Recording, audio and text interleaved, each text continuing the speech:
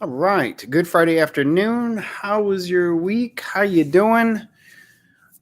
I am going to do a live today on such an important start point for when we want to free ourselves from upset, stress, overwhelm, anxiety, sadness, depression, or any kind of feelings that we would rather not be feeling right now. And there's a general error of perception that happens universally. And I want to get into that because it is the key entry into being able to have a different type of response to whatever's going on in your life instead of being a victim to our mind's response, our thoughts, and then therefore the feelings.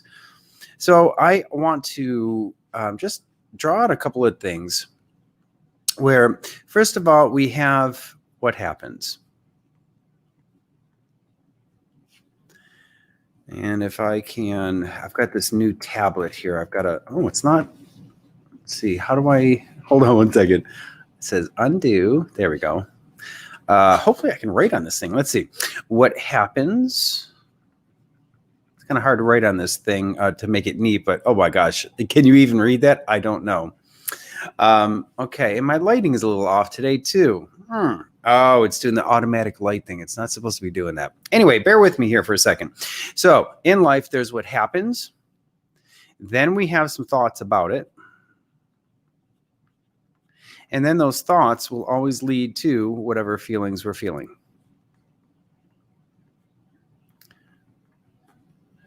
In that order. But what often happens is that when something happens in the moment, we're only aware of the feelings that we have about what's going on. And we will tend to look towards that circumstance as the cause of how I am feeling. And it's very convincing that, yeah, some crap happened and now I feel like crap because of it. And here's the all-important distinction, and it can be very difficult to see in the moment, but it makes all the difference in the world. And the distinction is that when something happens, my feelings are not the result of what happens. It's my thoughts about what's going on that will always lead to then my particular feelings.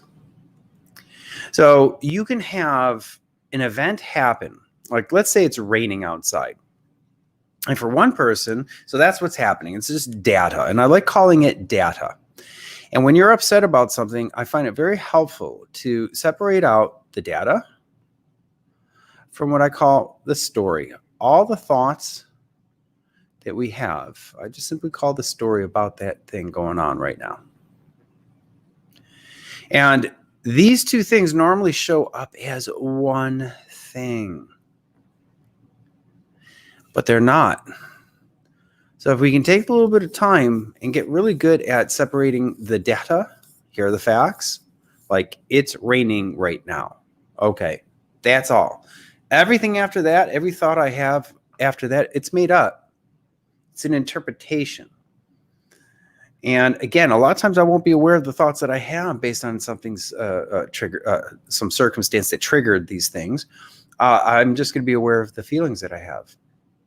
And so I look out the window and let's say I'm planning on having a picnic or something like that. And I see it's raining out. It's like, oh no, my weekend is ruined.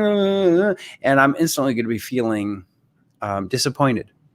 And then some, right? But then, same occurrence. It's raining. And a farmer is looking out his window. And now he's crying with joy because we've had, let's say, a month of no rain. The crops are suffering because of it. And so you can obviously see where rain is just rain. That's what's happening. Those are the circumstances. That's the data. My thoughts about it, the story that I have about it is going to be based on how I relate to that circumstance. Well, I'm going to relate to it differently if I'm somebody going on a picnic versus a farmer in this case. So there's what happens, then there's the perception of. And that's what I call story. And that story is created by the slippery mind, as I like to call it. And it is the thing that's the judger, the labeler, the interpreter, the filter. Okay. And it will always go back into past experiences and then project that into the now if it looks similar.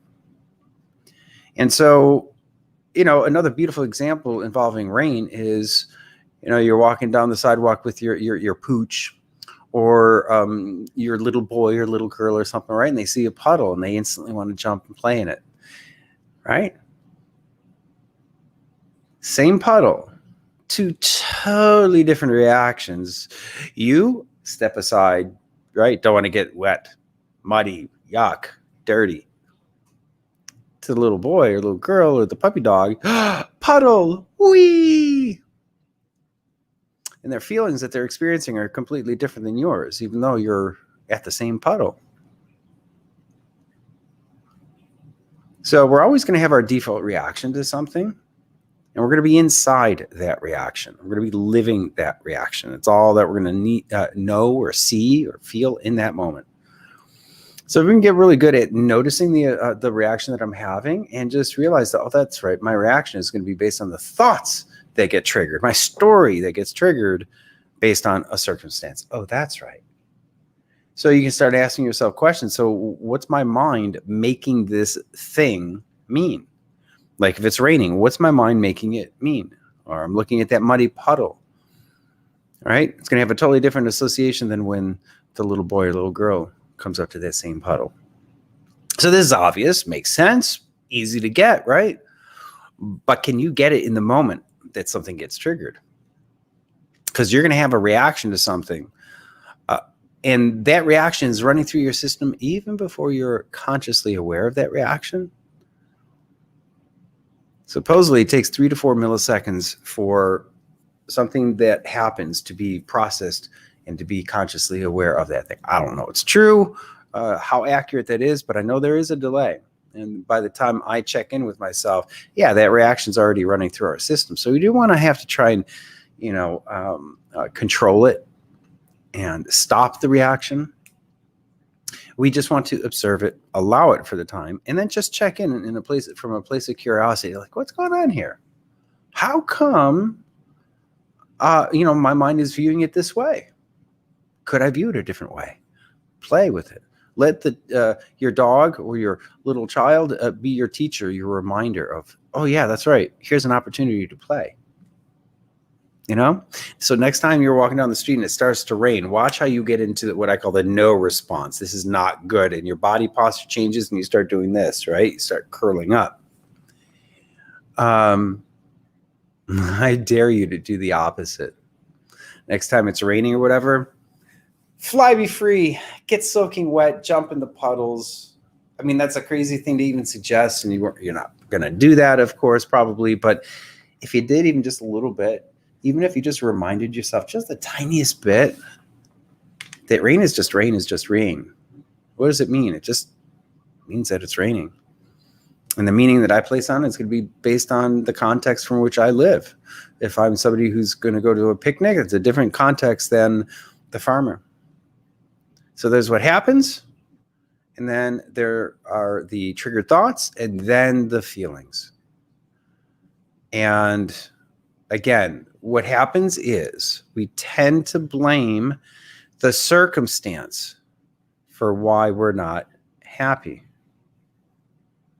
And we'll have good reason. We'll have lots of evidence. We'll be able to, that person's so, blah, blah, blah, blah, and they're such a bad person, or that situation, whatever it happens to be, we tend to catastrophize and dramatize things without even realizing it. We're placing meaning on things without even realizing it. And we get the best of us. So just as an experiment, if you happen to think of it as you're doing your day, notice when you have a reaction to something and notice how you're placing blame onto that external circumstance. It's never the external circumstance. It's my thinking about it. And again, that's not going to occur to the person as they're doing their day. We will tend to blame that external environment for our lack of happiness or whatever, for why we're upset. We're going to blame it on that person. And it might be justified, right? Somebody might have been really nasty to you and inappropriate. but still I have a say in how I respond to that. I can then throw my crap right back at them and make them all wrong. Or another possibility is I can, if I want, I don't have to, but I can remind myself, like, you know what, maybe that person's having a bad friggin' day. It's possible. Maybe that guy's really not such a jerk. How often do you check in with that? Right? But if you do, it's not only giving that other person a break potentially, you know, because maybe their grandma died or their dog is sick or this or that, or we just don't know what's going on with people. You know what I mean? So, I see some comments. Say something on Ukrainian. What are you doing? Stop talking. Read chat. Say, I don't know what those comments are. It's a bunch of gobbledygook. Okay. Well, anyway. So as you do your day, you notice the reactions that you're having and notice how you will tend to blame other people and circumstances for those things. And sure, we can do that. But if we can see our part in it, then we can have a say and we can reinterpret things. So I call them reframe questions. What do I like about this situation? What's the opportunity here? What can I do with this? So next time you find yourself in the middle of a challenge, try it out. What's the opportunity here? It's a crazy thing to even suggest doing until you try it.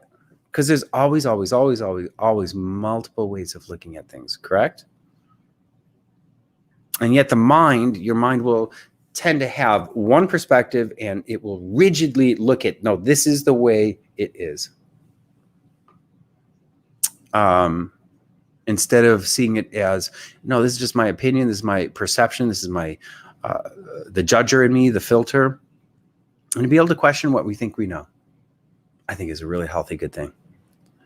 So I hold on to all my conclusions, the things that I think are absolutely true. I'd like to hold on to those loosely, meaning being flexible, being willing to revisit what my beliefs are or what my conclusions are about you, about myself, or about things in life. We have a say in how we can interpret things. Yeah. So I say life is good no matter what. Enjoy the ride, bumps and all, especially during these crazy times. And it's interesting because, you know, when you think about the corona wave, as I like to call it, and all the other challenges that we find ourselves in this world, it can be catastrophic. It can make us want to hide from the world. It can make us depressed, all sorts of stuff. But it can also, once we realize it, it can fire us up. It can get us jazzed. It can get us extra focused. And, you know, that's the work for me, is to be able to take my challenges and turn them into opportunities. And then as a coach to help other people do the same thing. Because this thing called life, man, it's quite the game, huh? Really, really challenging game at play. And I think we could use all the support, encouragement, tools and tips and insights that we can possibly have, right? We're all in this together. And nobody gave us the owner's manual to this thing called life. So that's why I do these lives. I've done over, 1,300 of them now. I do one every single day. And I hope some of the ideas that I share make a difference in some small or maybe even significant way. So, Mr. Yaniga, where are you texting from? I just saw these texts. I'm getting used to this. I'm simulcasting through this thing called StreamYard. Do you have island on your head? I don't know what it's saying. I don't know, man.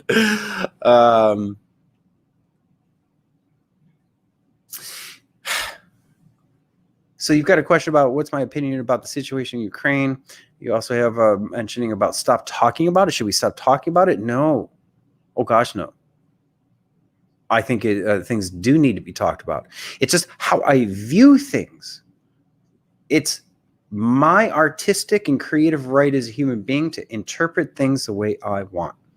Most people are really good at interpreting things as a problem, limit, constraint, issue.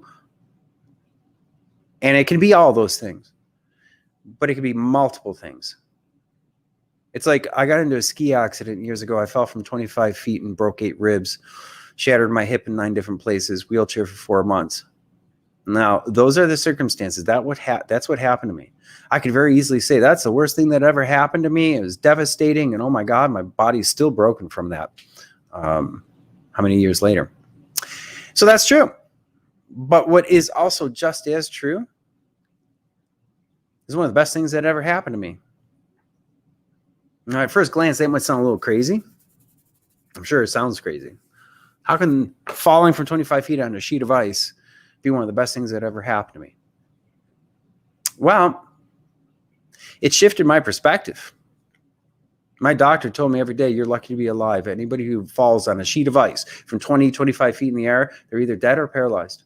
And so he told me that every single day. So deeper appreciation for life. That's one beautiful thing that's come out of it. And another tangible thing that's come out of it is when I got out of the wheelchair, I still have physical issues from my hip breaking and whatnot. And so I took it upon me to turn this into an opportunity to start moving my body every day for 30 minutes. That was the game at play. I don't call it exercising. I actually call it my daily celebration of movement because I'm happy to be alive. I'm happy to be able to move. But my body still hurts. I have pain 24 hours a day, and some things just don't work properly.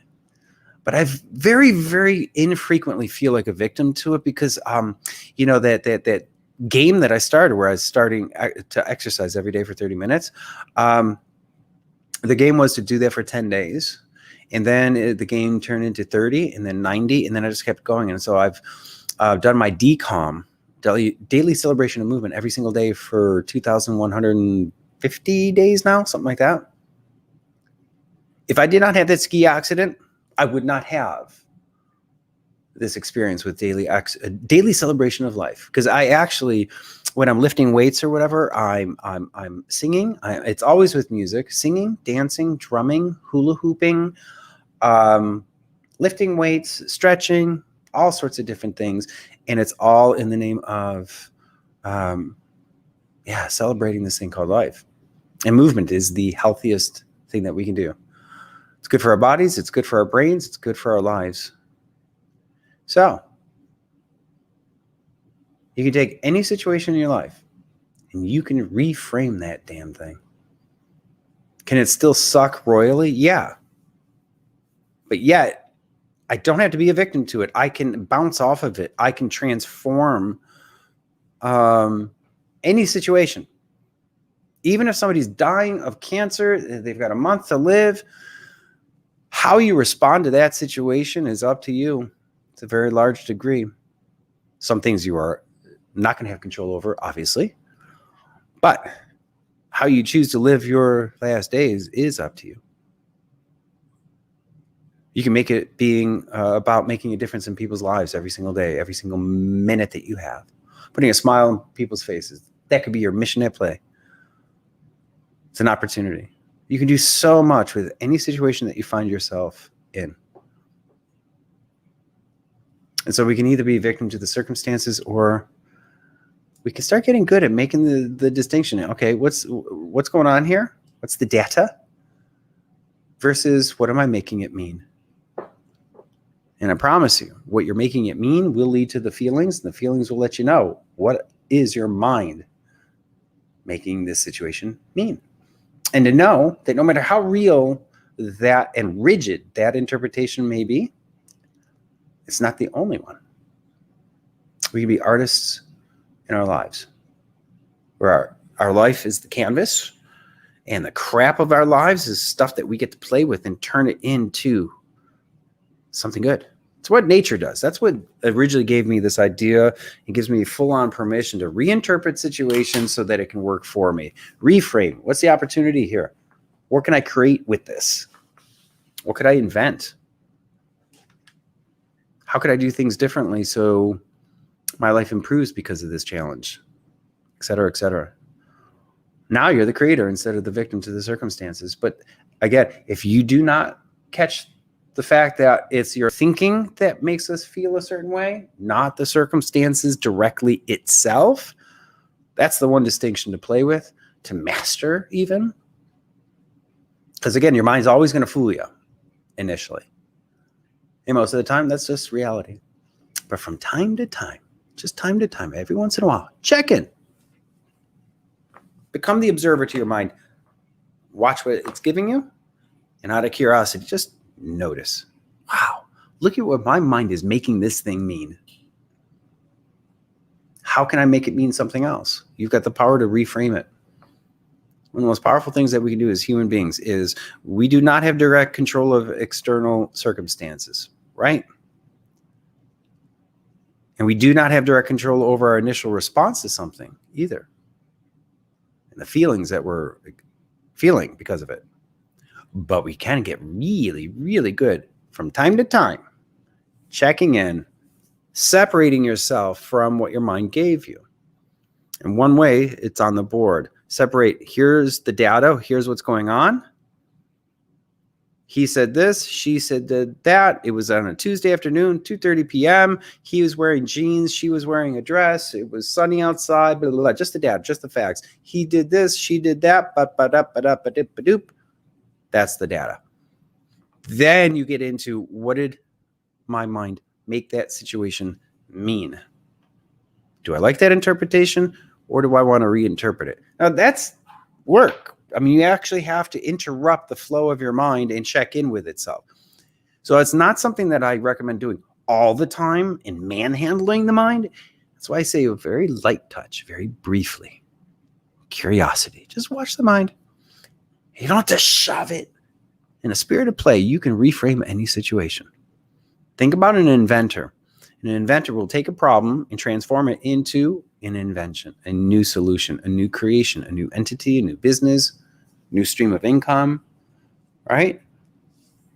One last detail is that you can take one situation and you can proactively spin multiple good situations from that one bad situation. So go forth, creator, you powerful human being, amazing human being that you are. Go forth, watch what your mind gives you. Reframe. What's the opportunity? What can I do with this? What's perfect about this? I've got that hanging on my wall, and I'll tell you, my eyes catch that every once in a while. What's perfect about this? In whatever situation I'm in. See, I'm so willing to play this game, I intentionally make it a game because life is too serious to take seriously. And this is serious ass stuff. We're talking about our lives and the quality of our lives, right? So that's why I go in the opposite direction. I want to be playful with this stuff. Light, clear, entice. That's all. All right, guys. Have a great day. See ya.